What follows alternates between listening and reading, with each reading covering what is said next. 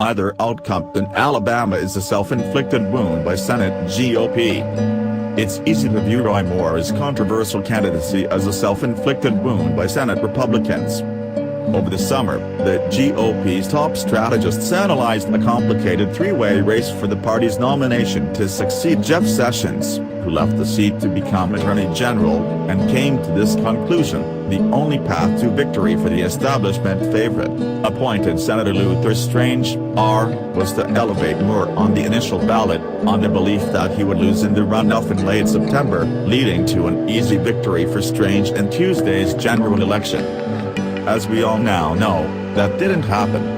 Moore, a controversial former judge, ran away with the Republican nomination. And Senate Majority Leader Mitch McConnell, RK, and his top lieutenants are left with few options other than to contain the damage of what will be a brutal defeat either way in Alabama. If Democrat Doug Jones wins the special election, McConnell will face a perilously thin majority, 51-49, in the Senate, and more perilous prospects of losing it altogether in the November 2018 midterm elections. If Moore wins, McConnell will face the greatest test yet of the contagion theory that he has followed for the past 5 years. The Senate probably would open an immediate ethics investigation of allegations that Moore made inappropriate advances toward teenage girls when he was a local prosecutor in his 30s. Perhaps more important, the former judge's positions on such issues as gay rights, marriage and Islam would draw immediate attention.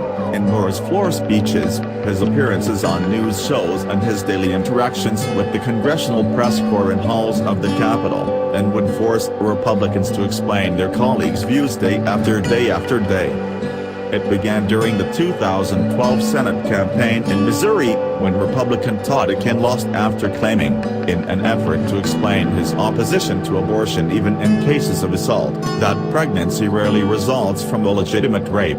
Ever since, Senate Republicans have forcefully tried to defeat candidates they consider on the fringes of public opinion to protect themselves from being damaged by out-of-step views.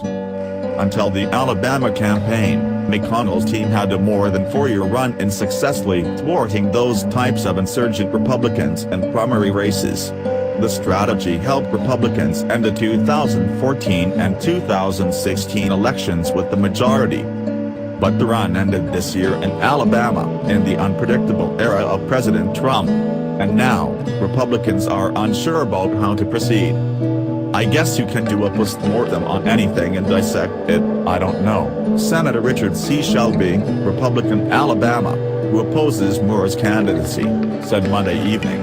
He then added, perhaps philosophically, we're where we are today. I wish we weren't where we were, but we are.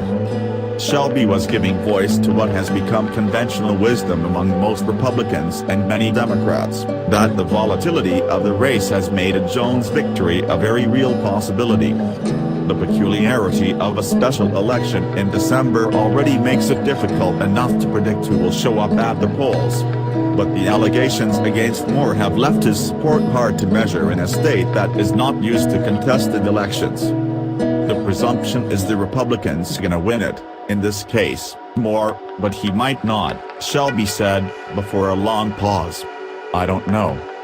In 2014, 7 statewide races appeared on the Alabama ballot. Strange, easily winning re-election to his previous post as Attorney General, was the only Republican to receive less than 60%. He received 59%. There are no well-known, proven public polls in Alabama. Real Clear Politics has no public surveys available for the 2016 presidential campaign or for Shelby's re-election last year.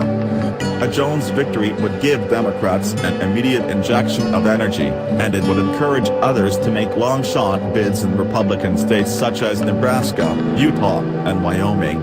GOP incumbents are considered overwhelming favorites in those places, but if a Democrat can win in Alabama, it will provide encouragement to others.